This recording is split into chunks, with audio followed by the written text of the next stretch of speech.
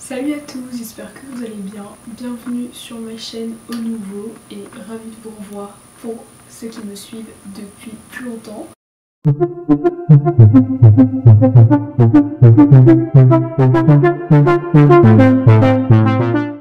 Aujourd'hui je vous retrouve pour une vidéo sur le thème du cinéma où je vais vous présenter les 5 films à voir avant de mourir d'après moi. Bien sûr c'est subjectif vu qu'en fait ce sont mes films préférés. Mais je pense que je vais faire en plusieurs parties parce que je suis quelqu'un de très indécis. Voilà. Donc je vais commencer tout de suite avec le premier film qui est Interstellar. Donc ce que je vais faire c'est que je vais lire les synopsis qui sont internet pour pas vous spoiler et je vais vous dire mon avis et pourquoi il faut regarder. Voilà. Du coup Interstellar de Christopher Nolan. Petit point, il est très long, il dure 2h50 je pense, donc je pense que c'est pas pour tout le monde, mais soit. La synopsis c'est: alors que la Terre se meurt, une équipe d'astronautes franchit un trou de verre apparu près de Saturne et conduisant une autre galaxie afin d'explorer un nouveau système stellaire et dans l'espoir de trouver une planète habitable et y établir une colonie spatiale pour sauver l'humanité. Du coup voilà, vous avez compris, je pense que ça se passe dans l'espace. Et personnellement j'ai adoré déjà les musiques, Jessica Chastain. Enfin, vraiment tout le film est vraiment incroyable, même s'il est long ça passe quand même relativement vite. Et c'est vraiment très artistique, très beau, enfin waouh, juste waouh, pour moi c'est un chef-d'œuvre artistique ce film, donc foncez. Et ce que j'aime bien chez Christopher Nolan aussi c'est que ça nous prend la tête, genre on réfléchit et ça c'est vraiment génial. Du coup voilà, n'hésitez pas. Le second film dont je veux vous parler est Mommy de Xavier Dolan. Ça c'est mon coup de cœur récent, genre j'ai regardé le film hier, donc la veille de filmer cette vidéo, et coup de cœur. J'avais déjà vu un film de Xavier Dolan que je n'avais pas apprécié et celui-là vraiment il est génial. Donc synopsis: une veuve monoparentale, Jan, hérite de la garde de son fils Steve, un adolescent impulsif et violent. Au cœur de leur emportement et difficultés, ils tentent de joindre les deux bouts, notamment grâce à l'aide inattendue et de l'énigmatique voisine Kayla. Tous les trois ils retrouvent une forme d'équilibre et d'espoir. Du coup ce que j'ai adoré c'est la relation entre les trois personnages, mais aussi entre la mère et la voisine et le fils, et la mère et le fils. La prestation d'Anne Dorval est incroyable. La prestation de l'acteur qui joue Steve, j'ai un trou de mémoire, je vous mettrai son nom, excellente aussi. C'était génial. Le film est aussi assez long, 2h40 il me semble, mais je n'ai vraiment pas vu le temps passer et j'ai adoré. C'est génial et en même temps, même si c'est un peu dramatique la situation, j'ai aussi beaucoup rigolé. Mais je pense que ce qui joue c'était l'accent québécois très poussé, mais vraiment très très beau film, donc voilà. Troisième film, certains diront que c'est un classique du cinéma, c'est Kill Bill 1 de Quentin Tarantino, donc celui-là est beaucoup plus ancien comme film, il date de 2003. Donc la synopsis du film c'est: au cours d'une cérémonie de mariage en plein désert, un commando fait irruption dans la chapelle et tire sur les convives. Laissée pour morte, la mariée enceinte retrouve ses esprits après un coma de 4 ans.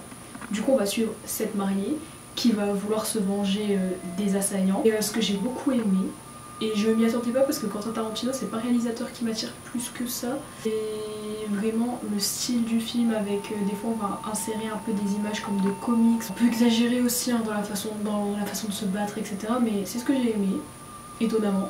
Et Uma Thurman est génial dedans. Non, il faut faire attention, mais après malheureusement une grosse partie des films dont je parle, ils ont été produits par Weinstein, donc il me semble que l'actrice a subi des violences sur le tournage, donc ceux qui ne veulent pas regarder, c'est tout à fait normal.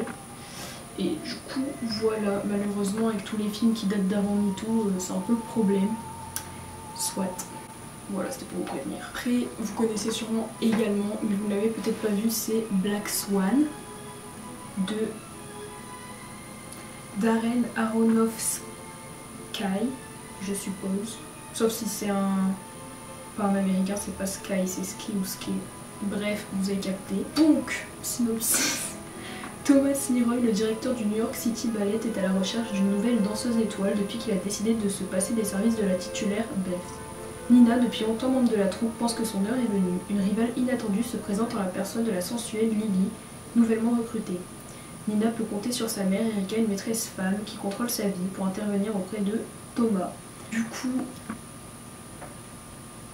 que dire sur ce film? Les costumes, waouh. Nathalie Portman, waouh. Par contre, c'est hyper sombre comme film, c'est hyper chelou. Genre clairement je pense que c'est pas adapté à tout public, c'est quand même extrêmement violent, notamment les dernières scènes. Mais pour ceux que ça ne gêne pas, la vue du sang ou vraiment les trucs très très hard, foncez, c'est génial. D'ailleurs il me semble que c'est sur ce film là ouais, que Nathalie Portman elle a eu l'Oscar de la meilleure actrice, ce n'est pas pour rien parce que vraiment quelle femme.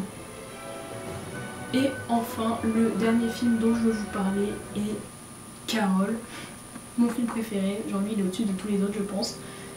Donc ce film est sorti en 2015, il est de Todd Haynes, j'adore ce réalisateur, j'ai trouvé qu'il n'y avait pas de male gaze sur ce film, alors que c'est un film concernant une histoire d'amour femme-femme, ce qui est très rare. Soit, du coup, synopsis. Dans le New York des années 50, Thérèse, jeune employée d'un grand magasin de Manhattan, fait la connaissance d'une cliente distinguée, Carol, une femme séduisante, prisonnière d'un mariage peu heureux. À l'étincelle de la première rencontre, succède rapidement un sentiment plus profond, où a gagné plein de prix également, et ce n'est pas pour rien, l'esthétique du film est juste magnifique. Les chansons tout le long du film sont géniales, les costumes incroyables. Kate Blanchett, mais Kate Blanchett, genre, c'est ce film et sa prestation qui m'ont fait aimer le cinéma et regarder d'autres films, parce qu'au début j'étais pas trop film.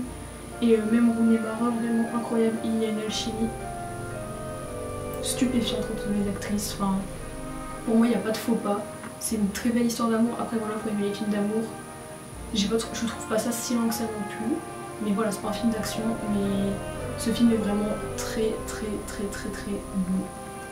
Voilà.